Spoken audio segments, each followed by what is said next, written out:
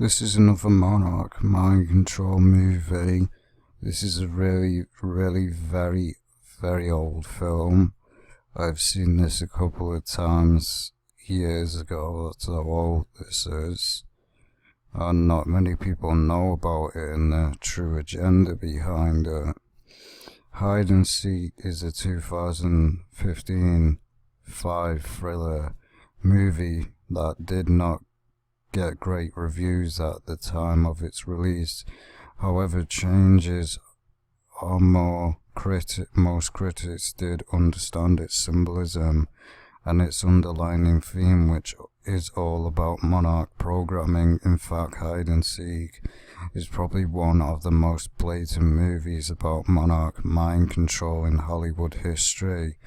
Well, look at the hidden meaning of the movie. Hide and Seek is not going down in history as Robert De Niro's most memorable movie. It was bashed by movie critics for its disturbed nature and being because its ending was deemed nonsensical. While it is true that the plot of Hide and Seek has a fair share of logical fallacies, the movie simply cannot be fully understood without knowing about the key element at its core: trauma-based mind control. From the first frame to the last, almost every line and every symbol found in the movie directly refers to the concepts associated with mind control, specifically Monarch programming. In this particular brand of mind control, children are subjected to trauma so intense that it causes them to dissociate from reality. The slaves' handlers can then program into the children's minds an alter persona that can be triggered at will. For more information, in a symbolic and fatal way, Hide and Seek describes the horrible produce behind Monarch programming and hints to the more sadistic aspects of it. The fact that Monarch butterflies appear in key parts of the movie confirm that the whole storyline is based on Monarch mind control. Furthermore, when one understands the handler-slave relationship, this is happening in the movie, the non-sensual ending becomes a little more sensual, as it fits perceivably with the way Monarch programming works. Let's look at the story of Hide and Seek and the MK symbolism it contains. After witnessing the apparent suicide of her mother, a young girl named Emily, played Dakota Fanning, displays symptoms of severe trauma. Her father, David, played by Robert De Niro, attempts to help his daughter snap out of her trauma by leaving his job as a psychologist and by moving to a small town outside of New York. There he realizes that his relationship with Emily is extremely difficult and that her behavior is increasingly worrisome. Emily claims to have a new friend named Charlie who is a lot of fun and plays with her, but Emily tells her father that Charlie doesn't like him at all. David believes that Charlie is an imaginary friend Emily created to help cope with her trauma. Things, however, become unsettling when horrible things begin to occur around the house, i.e. the cat gets drowned in the bathtub, that Emily then blames on Charlie. When David discovers his potential new girlfriend has been murdered in the bathtub, he realizes that Charlie is a real person and that he's extremely dangerous. After running around the house for a few minutes, David has a moment of clarity and realizes that he is Charlie. Charlie is indeed David's alter personality, one that he didn't know even existed.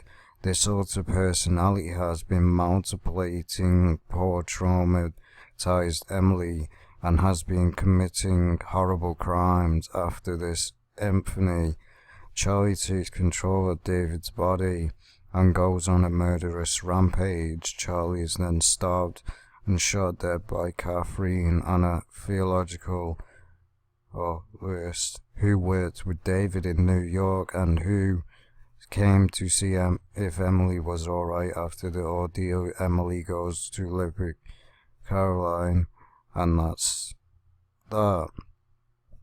As stated above, for most movie viewers, the intentional logic of the script is somewhat unbelievable. However, once the MK symbolism of the movie is recognized, one understands that hide and seek is about a handler traumatizing and programming an MK slave. The fact that the father handler has two personas is consistent with the fact that handlers are often dissociated slaves themselves, who've been programmed to carry out someone else's dirty deeds. Let's look at the deeper symbolism of the movie. Emily, the traumatized child. The movie begins with a symbolic image, Emily playing with her mother, spinning around in the bliss of childhood. An inconvenience. Notice the doll she holds this constantly in the first part of the movie. As we know, what does a doll simulate?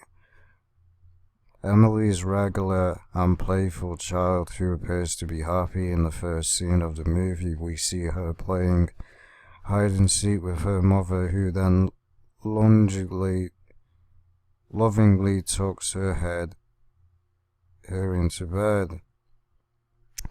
Emily constantly holds a doll that takes on an important meaning. Later in the movie, the doll represents Emily's innocent core personality, her real self. Later that night, Emily witnesses a horrifying scene, her mother dead in a bloody bathtub. Seeing her mother dead is Emily's first mind-altering, life-changing, traumatic event, but not the last. While the death appears to be a suicide, we later learn that Charlie, the alter personality of David, Emily's father, killed the mother and placed her in the bathtub to make it look like a suicide. Did he do this on purpose to traumatize Emily and begin her mind control programming? Emily is then placed in a mental hospital for children. Emily displays the classic signs of a traumatized person: shock, isolation, and withdrawal. The face of trauma. David or was it Charlie, decides to leave his job and moves to a small town named Woodland. He says to Catherine, another theological who works with him, right now I need to be doing what's right for Emily. I need to be a full-time dad. Did he mean I need to be a full-time handler? Right before leaving, Catherine gives Emily a gift. Catherine gives Emily a music box that plays the Mockingbird song. As the movie progresses, the Mockingbird song plays whenever a traumatic event happens, which makes it a programmed trigger song. Upon giving the gift, Catherine tells Emily, whenever I was feeling sad, I would open the lid, and all my sorrows went away externally, telling Emily that she should dissociate from reality whenever she hears that song to avoid trauma. Once in their new home, Emily goes into a wooded area behind the house. There she follows a monarch butterfly that leads her into a cave. This mysterious cave is in fact the programming site where Charlie programs and traumatizes Emily. The fact that a monarch butterfly leads Emily to the cave is a coded way of telling viewers in the know that this is all about monarch programming and trauma-based mind control. When Emily discovered the cave, she does something that ends up being extremely symbolic. Emily drops her beloved doll, signifying that she lost her core innocent persona. Mind control handlers seek to lock away this core persona to be able to program new alter personas with their psyche. Emily, however, did not simply drop the doll that represents her innocence. She literally multiplies it, basically destroys it. David finds Emily's doll completely defaced in a garbage can. The multiplication represents how Emily's mind is being multiplied by the torture and programming happening in the cave. As Emily plays with her friend, Charlie handlers manipulate their slaves to believe they are their friends. She develops a disturbing taste for the morbid, a growing likeness for the dark side of things is often seen in monarch slaves who become disillusioned with life, starting with innocent children. Handlers seek to create an opposite mirror image of their slave who become dark, twisted, and disturbed. For this reason, the dualistic black and white imagery in MK symbolism is extremely important. While we don't ever see Charlie actually programming Emily during the movie, we clearly see the symptoms and the switch in Emily's behavior. While fishing with her father, Emily cold-heartedly inserts the hook inside a live insect to use as bait. Her lack of reaction to what is usually considered to be repulsive indicates that she might have been desensitized to pain, suffering, and the repulsive due to the torture she received while being programmed by her handler. Emily's programmed dark side becomes more evident when she is set up to play with a normal girl. David sets up a play date for his daughter with another girl from the area. Notice that the girl is holding a doll, hinting that she is normal as she is still in possession of her innocent corpus personality. And notice the one eye on the doll. It's a big thing in monarch mind control. Emily reacts rather badly to the playfulness of this girl and finds a way to show that to her. Emily takes the girl's doll and mutilates it, hence referencing her own distorted soul and her loss of innocence. Notice that the mouth was melted away, symbolizing the slave's inability to ask for help, and has one eye symbolism of Illuminati mind control. She also holds her by the neck as if shocking her. Shocking is a form of torture used in MK programming. As things progress in the movie, Emily realizes that the fun Charlie is actually evil and sadistic. While playing hide and seek with Charlie, Emily gets lured into a dark and scary room in the basement of the house. Then the lights go out and Emily screams. David, who has switched back to his core personality, finds Emily in the basement in tears and in a state of shock. We can deduce that while the lights were out, some kind of traumatizing event occurred in that creepy basement. probably torture or abuse.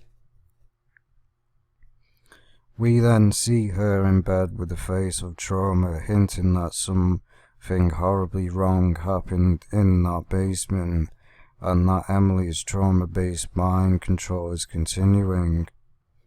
Towards the end of the movie, Charlie loses it, kills some people, and starts running after Emily. In a classic horror movie dumb move, Emily decides to go hide in the cave where she gets tortured. There we see a disturbing yet symbolic display of Emily's stuff. Inside the cave are Emily's dolls, mutilated, decapitated and dismembered, representing the powerless state of an MK slave and the abuse they are subjected to. We also see the music box that plays the Mockingbird song, the song Catherine told her to dissociate to when she was feeling sad.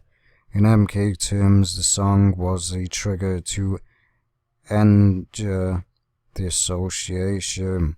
In the movie, everything relating to childhood and innocence is twisted, perverted and destroyed, which goes in the line with how Monarch programming works on children.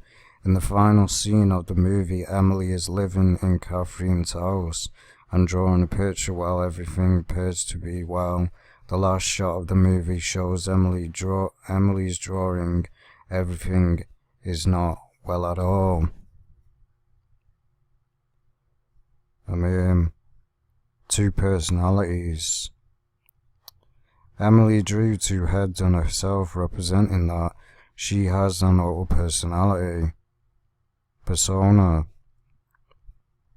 The final frame of the movie basically confirms that the entire programming progress succeeded.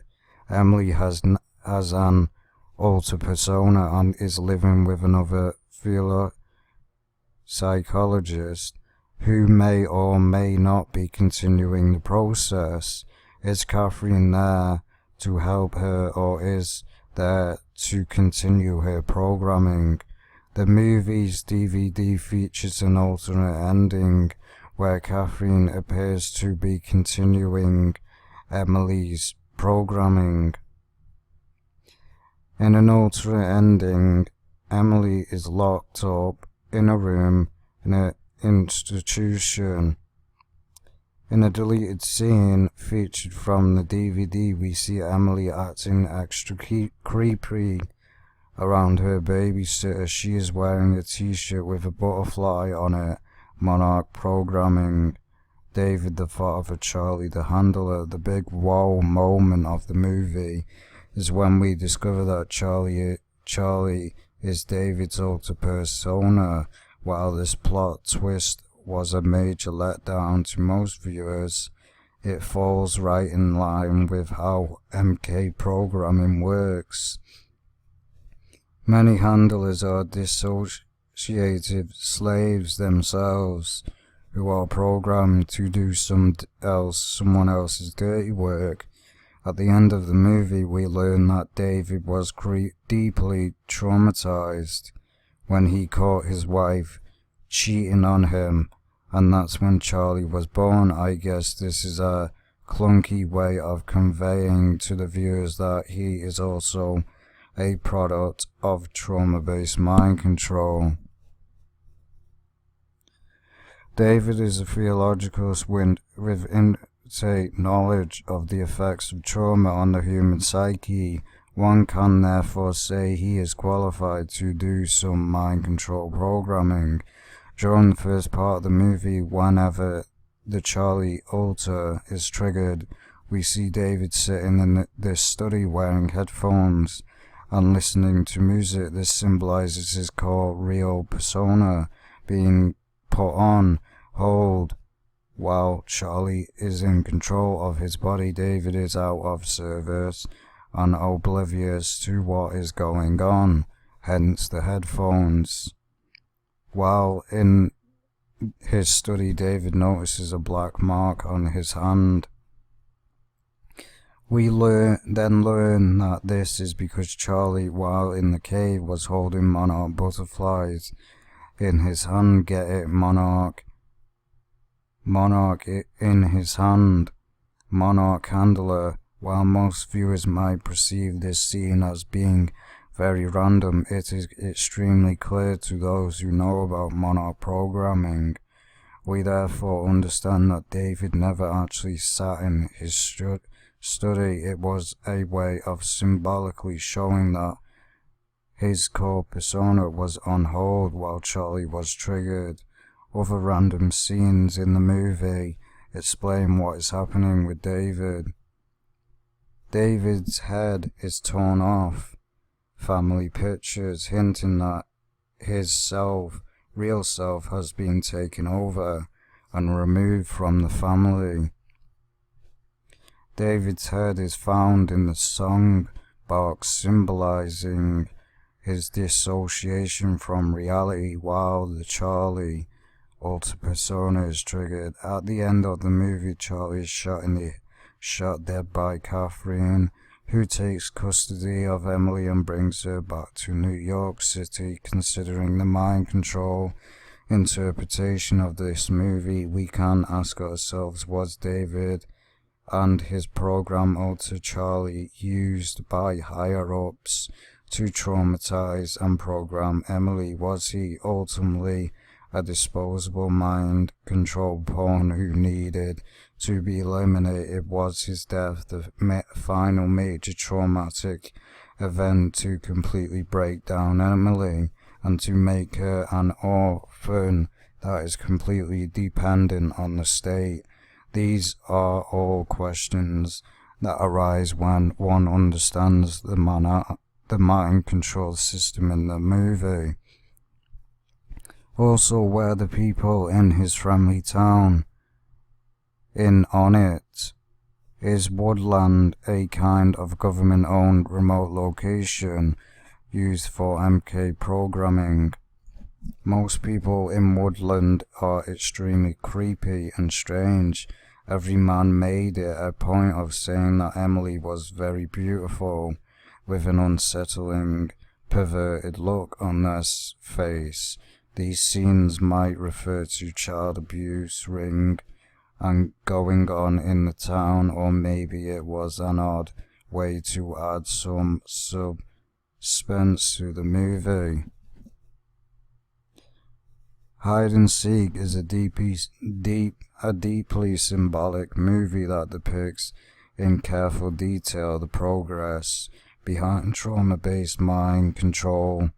While the meaning of the MK symbolism of the movie probably flew about a mile above most viewers' heads, only a little knowledge of the subject is required to make the entire thing extremely overt and blatant. The story of a traumatized child who followed a monarch butterfly into a dark cave full of pain and horror sums up the entire pillar of monarch slaves, but it played out before the eyes of most viewers without them even realizing it. The same way Charlie stood in the dark in his deadly game of hide and seek with Emily. The truth about the movie is hidden in the darkness of people's ignorance. However, simply flicking on the light of knowledge reveals the movie's true meaning, a description of the ugly, disgusting world of monarch programming, playing hide and seek with the truth. VCs ain't got no time for that. As we see, it is a monarch mind controlled movie, and it's a very old one. Many people do not know about it. Whenever you see a butterfly and all these kind of symbols that are associated with monarch mind control, you know that that's what it's about.